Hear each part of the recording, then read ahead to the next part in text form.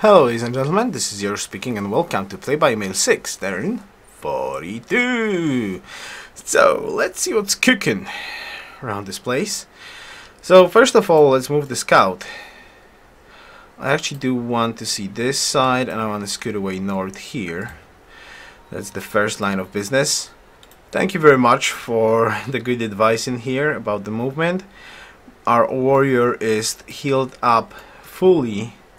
So now we can slowly go towards the settlement spot, which is bloody great. I wonder what's he's working right now in here. 17 hammers. He has to have iron in here, and I do believe there's a little bit of more land there. There has to be a little bit more land in here that he actually has, which is quite cool. Sadly he does have the copper. Alright, nevertheless, can I improve the mine quickly? Nope. So one last look at the demographics, and now let's check out the comments. Right, hey Nick, let's see your thoughts. First off, I think Archer is the way to go for multiple reasons. First, barb cam. Second, farming experience of that city-state of Geneva. The more this game goes along, and with a few mistakes already made so far, yeah, I think you need to prepare for turn 75 and future combat. It's clear that you will want logistics crossbows. This is a turn-based combat, big difference as you well know. Yes, I know. I know. The more I think about it, the more I think you need to be ready by turn 75 to have a few composites online that can start beating up on Geneva. There's no reason why you shouldn't be able to really generate a great general, and also to get fantastically upgraded units and hopefully a worker or two. Let me just check out real quickly.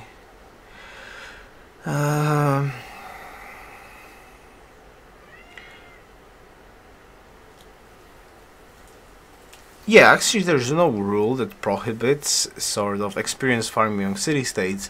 So yeah, that's absolutely cool idea. Hey Kitty, how are you?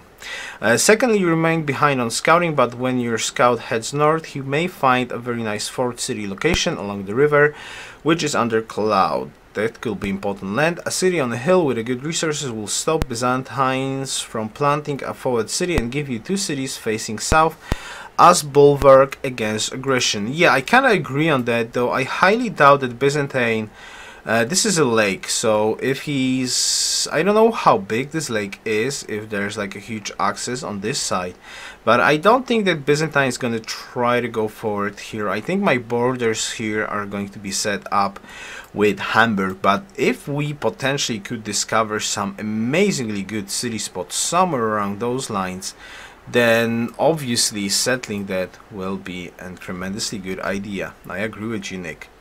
Yeah,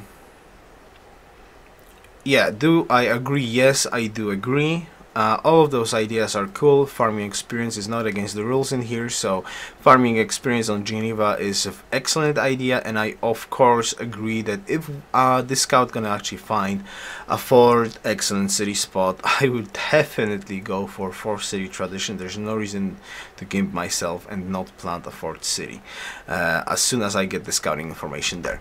Right, Sidri. I agree with not using chariots, no reasons rush city-states so early. In this way, all cities firstly starts with a granary. In the capital, you definitely need 2 archers after settler, even extra 1 for scouting. I absolutely agree that there's no rush for city-states anyway, still like turn 75, so still 33 turns to go before I can actually attack a city-state. That's first off, but I think that I wouldn't want to get archers in the capital. I think I want to rush granary and cargo ships in the capital as fast as possible, and I think about this city actually building up 1 or 2 archers as soon as it will be able to build archers. And the reason for that is that actually a granary in this city is not going to be that beneficial early on, so I don't necessarily want to grow this city that fast. But I want to get triremes. Basically, like the queue in the capital for me seems like a granary, trireme, 2 cargo ships. Maybe 1 trireme just to block off this spot first and then get cargo ships, because like possibility that barbs will come from this side is rather slim, but I think I would prefer to be on the safe side on the standard speed and actually get 2 triremes to block off any barb potential from the sea. So basically I don't necessarily want to do sneak in the queue archers for now. I think it's not going to be that productive. As I said, this city does not necessarily need a granary because there's not going to be any caravans or cargo ships going out of this city, at least for now. So I think it can slowly grow on like horse or the stone or horses and cows. There's no reason basically to get a granary in here just yet. At least that's my opinion. Maybe I'm wrong, maybe you've got some other arguments about yes or no on this subject, but I kind of feel that I want to get at least 1 archer in this city, maybe 2, before I'm gonna get start building up infrastructure in this particular city. That's at least my opinion. Maybe, as I said, I'm wrong or something like that, but I think that's a reasonable idea. Robin Hawkin, you really should settle on the 2nd gems, allowing you to instantly purchase the marble. It will take the same amount of turns, and I don't think Germany will do anything because of their location and Byzantine. Yes, it would be a cool idea to settle on the gems, but we do have the agreement with Germany, and he kept his part of the agreement and he settled behind this river. There's no real, basically the benefits from getting the marble against the possible consequences about breaking the deal with Germany for now. I don't think that gain of 1 luxury actually is better than having a problem with Germany at this point of the game, especially that he kept his promise and he settled in the spot we agreed on. So I don't feel like there's a reason for me to break that deal, especially that it was made in like a private chat. So I'm not gonna break such a deal. And the deal is I'm gonna plant a city here and he plants a city here. Now if I will be able to buy the marble with the gold I will acquire, then I will do so. But if I won't be able to buy the marble, then no matter. I don't think that an extra luxury at this stage of the game, especially with this amount of luxuries. Remember, we've got wine, silver, copper, silk and gems. 5 luxuries, and for now we're planning 3 cities. That's more than enough to grow like crazy. Oh, wait a second. 1, 2, 3, 4, 5. Yeah, 5. So there's no reason to break the deal just at all, for now at least. So at least that's my opinion about that. Alright, let's go. Next. Oh, I would need to remind myself, how do you read that name? Give me a second. I actually need to remind my knowledge of Cyrillic how to read those names. There we go. Alexei. Yeah, Alexei. Yeah, exactly, Alexei. So, Alexei writes in the comment, I suggest to call the 2nd city, you shall not pass. Okay, so we've got the first preposition of our 2nd city name. Zerdav proposes Gem City. And what do we have next? Shumi proposed Bavaria. So we've got 3 propositions already. Now, Mr. Ashem Rus. Right, let's read your comment. I thought you will understand what I meant without explanation. Well, I had the problem with understanding that, but let's read this up. About Archer, you have 1 camp which probably want to farm Germany or even kill it. Maybe you will find 2nd camp which you can really farm, but basically you need to kill 1 barb each some turns, which you can do even with warrior, like he kill, heal, etc. No real need for an archer. I don't agree with that. If you This is Raging Barbarians. Now let's imagine this, that there's gonna be a barbarian in the camp and there's gonna be a barbarian spawning. I can't really farm the barb inside the camp with a warrior, because if I kill it I destroy the camp, so that's counterproductive. Now if there's gonna be a barb spawning somewhere around the camp, it could be an archer, it could be a warrior. So let's say it's an archer. Well, archer shouldn't be a really big problem, but probably he's gonna shoot and the barb inside the camp it's gonna attack me, so that the warrior will not be able to kill an archer and with a warrior attacking him. And if it's gonna be a warrior, okay, I can potentially start attacking it, but it will, there's no guarantee that it's gonna stay in place. There's no guarantee that that warrior will be able to kill that barb and actually be able to heal before another barb camp. I think the safest way to farm a barb camp is to actually have archers. If the Germany will take that camp, there's no, I don't care too much, because I still gonna have the archers that I want to compose my army of. I want to have archers, preferably promoted to level 2 promotions on barbs. Then I want to promote them even more when I upgrade them into composites on city-states on my west side. On my east side. So I do feel like archer is the safest way, and actually sooner I get them, the more experience I will get, the more chances to kill barbs of them I will have, the more promotions I will have. So skipping archery seems like an absolutely unreasonable idea for me. So let's see next about calendar. 10 happiness plus copper minus 2 city equals 6 happiness. You can't grow expansions, only capital. I forgot about the gem, so you can grow expansions to 2-4, which is probably enough for those 40-50 turns till moment when you really research calendar and build plantation. That's incorrect. This is a huge map. This is a huge map, right? So a city costs 1.8. So 5 luxuries. 5 luxuries, that's 20 happiness. Now let's round this up. 3 cities is 6 happiness, so you have got 14 happiness left. So 14 happiness means 14 population. Plus we're gonna achieve monarchy at some point without any problems. So you've got 14 population available in all of my cities for now. Even if I don't get marbles. So 14 happiness is, well, actually 10 happiness. That's quite a lot in my opinion. There shouldn't be a big problem. Even now if I plant, well, actually this is even incorrect what I'm talking about, because there's also, yeah, there's 9 from difficulty level and 1 from natural wonders. So I already have 10 happiness and only 1 luxury improved, right? So I've got 10 happiness plus potential access to 2 luxuries, that's 6 extra happiness. And then when I finally reach happiness, when I finally reach calendar, that's another 8 happiness. So overall I will be having 30 happiness.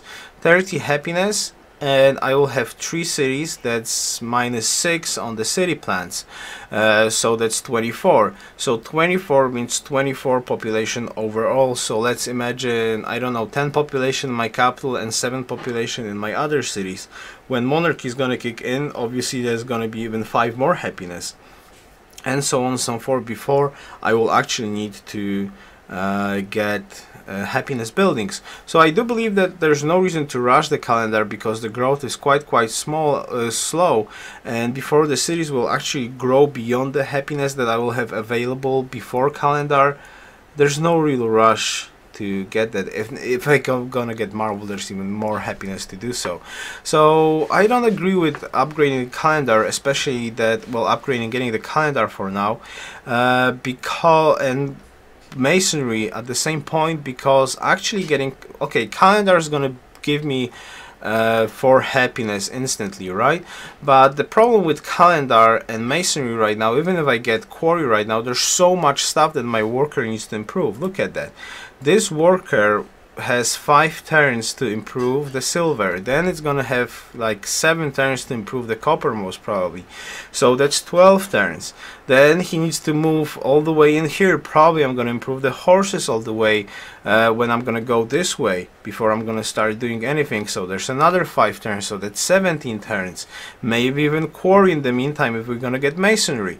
But if not, I'm just gonna go for the gems. So that's around 30 turns to improve. In 30 turns I will have archery, sailing, calendar most probably, or masonry, so I will actually have the tech.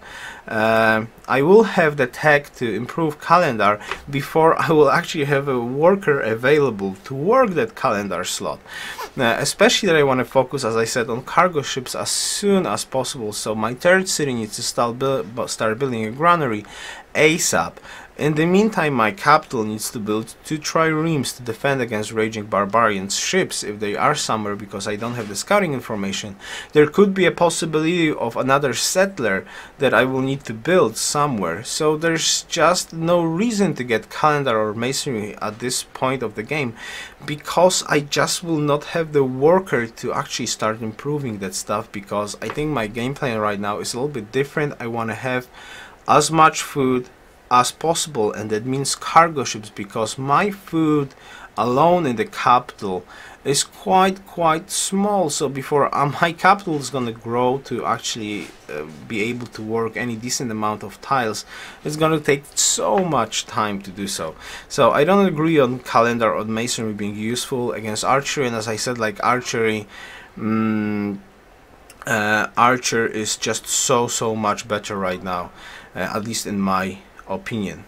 One more thing from Ashermus, is Iron Pantheon already taken? Okay, let's see if the Iron Pantheon is actually taken. It's not. The Iron Pantheon is actually not taken. Give me a second. So that's 6 Fate, Poons 3 Fate plus 3 Culture, Imo. Well, I don't think you counted right. From Fate Pantheon I get 1. From Iron Fate Pantheon I get 1, 2, 3, 1, 2, 3, 4, 5, 5 Fate. I got 5 Fate, and I would need to buy the iron on top of that. So I've got 1, 2, 3, 4, 5. 5 Fate, and I've got 1, 2, 3, 4, 5 silver and 5 culture. So I do believe that 5 Fate from silver and 5 culture from silver is the way to go, especially as I said, this is the part of the plan where I want to get the cargo ships between all of those 2 cities, because this city I want to focus on hammers as soon as possible. So if I get that Pantheon in 4 turns, it's still going to be available. The city's going to go in here and it's going to start working on the silver, because I want to have the granary as fast as possible. So it's going to work the silver, because there's no more, well, theoretically it could work the iron, but I want to work the silver for the extra fate, culture, gold, and all the other stuff. And I want to wait for a cargo ship from my capital to this city. So when this city is going to start growing, the first 3 tiles it's going to work is going to be silver, iron, and silver. So it's going to have tremendous amounts of production, which I feel is the most needed at this stage of the game. Same goes for my capital. I want it to work the silver as fast as possible, and if I won't spend the gold on actually buying the marble in the back, I want to have the gold as soon as possible to buy the silver in here. So the conclusion is I want to work the silver and I want to work the copper first. I want to work all the gold tiles available to me. Same goes in this city. I probably want to work the gems. So in this city I'll probably going to start working on the cow.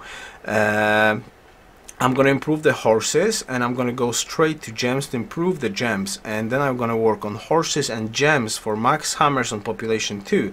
Then I will go on the granary, and while granary is going to kick in there, I'm going to start working like the cow on population 3 to get that +3 food and so on and so forth, before I will actually be able to send a cargo ship or a caravan to this city, or even work the lighthouse slots in here.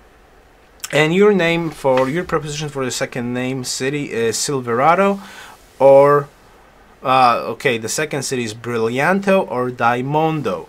So you've got Brillianto, Daimondo, Bavaria, Gem City, and You Shall Not Pass. We've got already five propositions for the city name. We've got 1, 2, 3 more turns. Okay, so I'm gonna gather the propositions in the next 2 turns, and in 2 turns I'm gonna make a straw poll about the city name, so you can actually choose from the propositions the name for our second city. I'm gonna remind the names that are proposed. So Alexi proposed You Shall Not Pass, Zerdav proposed Gem City, Ashermus proposes Brillianto or Daimondo, and Shumi proposed Bavaria. There's one more comment from David. Wow, 3 iron tiles gonna have a lot of production. Hell yeah. My capital is gonna have nice hammers. This is a very good capital plus this iron. So 2 forge cities. It's just gonna be awesome. Not only that, this is grassland, this is grassland, this is grassland. Every city is gonna have stoneworks, and this city is gonna only miss a circus. But every single other city is gonna have stoneworks, which is just purely amazing. So this, if I can survive the early game, this is gonna be amazingly good game. Alright, so that's it for this turn then. So thank you very much for watching. Thank you very much for all the comments and all the discussion. I really enjoyed it. I really like it. Thank you very much for all the propositions. I wish you good day, good night, good evening, depending on the time zone you're in. And I invite you for tomorrow's stream, Saturday, 4 p.m. GMT +1, around those hours. Maybe I'll be a little bit earlier because the schedule is 3 p.m. for like an hour of XCOM, but I would like to catch a game tomorrow with Filthy. So hopefully we're all gonna see each other tomorrow. So best wishes. Yoruus out.